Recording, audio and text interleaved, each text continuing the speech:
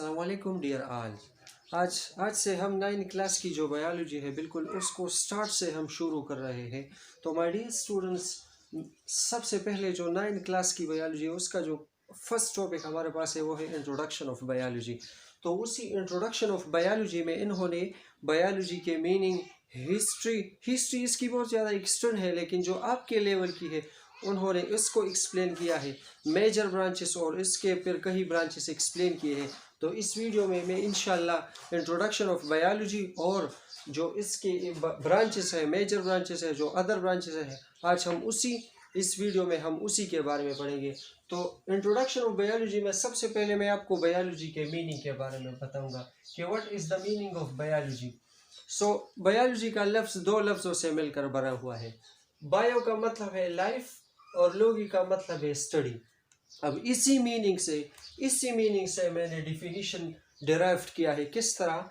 The study of life. ये science की वो ब्रांच है हमारे पास जिसमें हम लाइफ की स्टडी करते हैं, तो इसको हम क्या कहेंगे? बायोलॉजी। यानी the study of life, the branch of science in which we deal with the study of life, जिसमें हम लाइफ की स्टडी करते हैं, इसको हम क्या कहेंगे? बायोलॉजी। ये एक डिफिनीशन हुआ। दूसरा डिफिनीशन हमारे पास है the branch of science in which we study about living things. ये साइंस की वो ब्रांच है जिसमें हम लिविंग थिंग्स के बारे में, जो जानदार है उसके बारे में स्टडी करते हैं, उसको हम क्या कहेंगे? बायोलॉजी। अब यहाँ पे एक टर्म्स इस्तेमाल हुआ है लाइफ। आपसे कोई क्वेश्चन कर सकता है लाइफ क्या है? तो life is actually a duration between birth until death. Let suppose आज से तकरीबन 10 साल पहले एक बच्चा पैदा हुआ था। बर्थ से लेकर, यानी जिस टाइम वो पैदा हुआ था उससे लेकर डेथ तक, मौत तक, इसके दरमियान जो ड्यूरेशन है, ड्यूरेशन यानी duration between birth until death is called what? Is called life. इसको हम क्या कहेंगे? लाइफ। यानी पैदाइश से लेकर मौत तक के दरमियान जो वक्फा है उसको हम क्या कहेंगे? लाइफ कहेंगे। इसकी हिस्ट्री के बारे में अगर हम देखें तो 1736 में एक साइंटिस्ट था known as the Carolus Linnaeus. ये हमारे पास एक स्वीडिश साइंटिस्ट था। इन्होंने क्या किया? बायोलॉजी का लफ्ज़ इन्होंने फॉर द फर्स्ट टाइम इस्तेमाल किया। जिस तरह एक बच्चा होता है तो माँ कहता है मैं उस पे नाम रखूंगा, बाप कहता है मैं इस पे नाम रखूंगा, बिल्कुल इसी तरह बायोलॉजी का लफ्ज़ कार्लस लिनियस ने इस्तेमाल किया है 1736 में फॉर द फर्स्ट टाइम। आपने इस पॉइंट को एमसीक्यूज के लिए याद रखना है। अब इसके जो मेजर ब्रांचेस है, ब्रांचेस तो इसके कई है लेकिन मेजर ब्रांचेस इसके 3 है, बॉटनी, ज़ूलॉजी एंड माइक्रोबायोलॉजी। अब बॉटनी में हम क्या करते हैं? बॉटनी में हम क्या करते हैं? The branch of biology. ये बायोलॉजी का वो ब्रांच है जिसमें हम स्टडी करते हैं किस चीज़ के? प्लांट के, दरख्तों के, पौधों के बारे में। So study branch of biology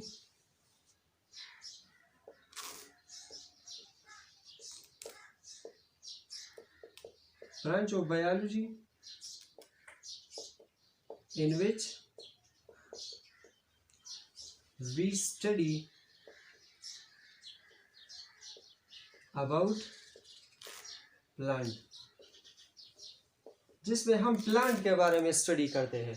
अब ज़ूलॉजी में हम एनिमल के बारे में स्टडी करते हैं, स्टडी ऑफ एनिमल्स। और माइक्रोबायोलॉजी में हम माइक्रो ऑर्गेनिज्म की स्टडी करते हैं। अब माइक्रो ऑर्गेनिज्म क्या है मैं समझाता हूँ। स्टडी ऑफ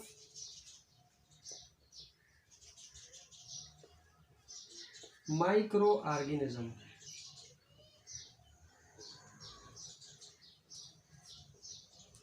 एक हमारे पास होता है माइक्रो ऑर्गेनिज्म। आपने इसको याद रखना है। बायोलॉजी में हम 2 लफ्ज इस्तेमाल करते हैं।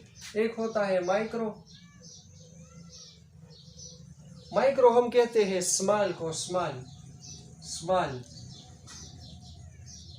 और दूसरा हमारे पास होता है मैक्रो। तो मैक्रो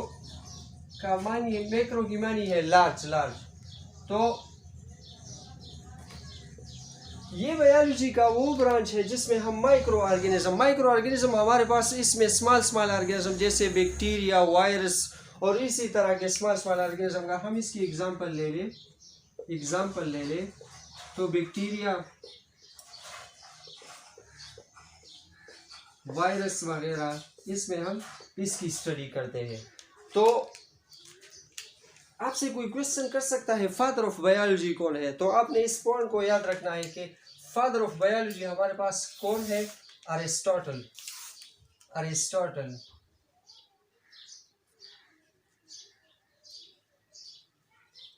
और मॉडर्न बायोलॉजी का जो फादर है वो हमारे पास है चार्ल्स डार्विन।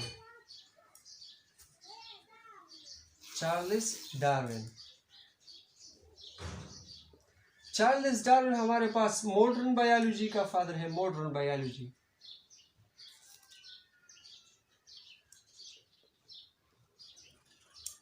बिल्कुल इसी तरह बॉटनी का फादर हमारे पास कौन है? यूफ्रेटस। ज़ूलॉजी का फादर हमारे पास अरिस्टोटल है। ये अरिस्टोटल हमारे पास father of biology as well as father of zoology भी है। और इसी तरह माइक्रोबायोलॉजी का फादर हमारे पास कौन है? Antonie van Leeuwenhoek. आप इसको नोट करें, इसके जो अदर ब्रांचेस है मैं इसको लिखवा देता हूँ। ओके, तो हमने स्टार्ट किया था ब्रांचेस ऑफ बायोलॉजी। जो इसके अदर ब्रांचेस है उसको हम स्टार्ट करते हैं। तो सबसे पहले जो आपके बुक में दिया गया है वो है मॉर्फोलॉजी। अब मॉर्फोलॉजी के मीनिंग से आप डिफिनीशन निकाल सकते हैं, लेकिन थोड़ा फोकस की ज़रूरत है। यहाँ पे देखिए, मॉर्फो का मतलब है शेप, फॉर्म, स्ट्रक्चर। क्या मतलब है? Shape, form, structure. और लोगी का मतलब हमारे पास है स्टडी। अब the branch of biology in which we study about shape, form and structure of an organism. ये बायोलॉजी की वो ब्रांच है जिनमें हम किसी ऑर्गेनिज्म के स्ट्रक्चर के बारे में पढ़ते हैं कि इसका स्ट्रक्चर किस तरह है। जैसे सपोज मैं एक ऑर्गेनिज्म हूँ, मेरा स्ट्रक्चर ये है।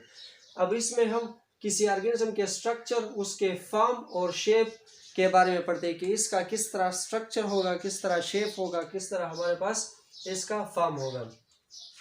डिफिनीशन अगर हम देखें तो morphology is the study of form, shape and structure.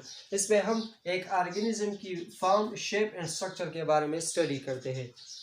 इसके बाद जो हमारे पास है एनाटॉमी। और इस मॉर्फोलॉजी का फादर किसको कहा जाता है? Johann Wolfgang von Goethe. आपने इसको याद रखना है, द मोस्ट डिफिकल्ट नेम है। Johann Wolfgang von Goethe is the father of morphology. और एनाटॉमी का जो फादर है वो है Andreas Vesalius. Andreas Vesalius is the father of anatomy. Anatomy की मीनिंग अगर हम देखें तो एना का मतलब है इंटरनल और टोमी का मतलब है स्ट्रक्चर। तो इसमें हम ऑर्गेनिज्म के इंटरनल स्ट्रक्चर के बारे में स्टडी करते हैं। So the branch of biology in which we study about the internal structure of organism. Internal structure ये है कि लेट्स सपोज मैंने एक ऑर्गेनिज्म को काट दिया और उसके जो अंदरूनी हिस्से है, इसका जो इंटरनल स्ट्रक्चर है, मैं इसको स्टडी करना चाहता हूँ। मैं उसके स्टमक को स्टडी करना चाहता हूँ, मैं उसके लार्ज इंटेस्टाइन, स्मॉल इंटेस्टाइन को स्टडी करना चाहता हूँ। तो ये एक इंटरनल स्टडी है, तो इसको हम क्या कहेंगे? Anatomy. The study of internal structure of an organism. एक ऑर्गेनिज्म की इंटरनल स्ट्रक्चर के स्टडी को हम क्या कहेंगे? एनाटॉमी। हिस्टोलॉजी को अगर हम देखें, हिस्टोलॉजी तो हिस्टो का मतलब है टिश्यू। प्लांट टिश्यू भी हो सकते हैं, एनिमल टिश्यू भी हो सकते हैं। और हम इंशाल्लाह 4th चैप्टर के तकरीबन लास्ट टॉपिक है इसका, एनिमल और प्लांट टिश्यू, हम उसके बारे में पढ़ेंगे।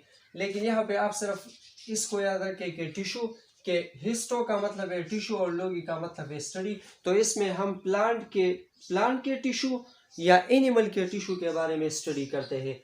The study of composition structure of plant and animal tissue. इसमें हम प्लांट और एनिमल टिश्यू के कंपोजिशन और स्ट्रक्चर के बारे में स्टडी करते हैं कि इसका कंपोजिशन क्या है, कि ये टिश्यू हमारे पास किस चीज़ से बने हुए हैं। What is the composition of plant and animal tissue, और इसका स्ट्रक्चर किस तरह होगा। और हिस्टोलॉजी का जो फादर है, नाउन एज द मेरी फ्रांकियस जेवियर बेचत, is the father of zoology. और अगर हम एम्ब्रियोलॉजी को देखें तो एम्ब्रियोलॉजी से पहले आपके जहन में एक लफ्ज़ एम्ब्रियो का समझना ज़रूरी है। एम्ब्रियो क्या है? जब मेल और फीमेल आपस में कंबाइन होते हैं तो मेल से स्पर्म और फीमेल से वो आके कंबाइन हो जाते हैं और इससे एक यूनिसेलुलर बनता है, यानी एक सेल। उसी यूनिसेलुलर को हम क्या कहेंगे? Zygote. sperm from male and ova from female when combined they form the unicellular known as the zygote. अब इसी zygote, ये जो हमारे पास यूनिसेलुलर है, ये सिर्फ एक ही सेल से बना है। यूनि का मतलब है एक और सेलुलर सेल को कहते हैं। तो ये एक सेल से बना हुआ है। जब इसी zygote में डिवीजन होगी तो इससे क्या बनेगा, मल्टी सेलुलर बनेगा ना, सेल ज्यादा हो जाएंगे, उसको हम क्या कहेंगे, एम्ब्रियो। अब एम्ब्रियो का मतलब एम्ब्रियो है और लॉजी का मतलब है स्टडी। ये बायोलॉजी की वो ब्रांच है जिसमें हम स्टडी करते हैं about embryo. So the study of embryo is called the embryology. अब ओके, आप इसको नोट करें। और इसका जो फादर हमारे पास है, Karl Ernst von Baer is the father of embryology. Okay, आप इसको नोट करें। इसके जो अदर ब्रांच है वो वेल रखता हूँ। तो 5th नंबर पे हमारे पास जो आता है वो है फिजियोलॉजी। आपने इसको याद रखना है कि फादर ऑफ फिजियोलॉजी हमारे पास क्लाडी बर्नार्ड एक साइंटिस्ट है जिसको हम फिजियोलॉजी का फादर कहते हैं।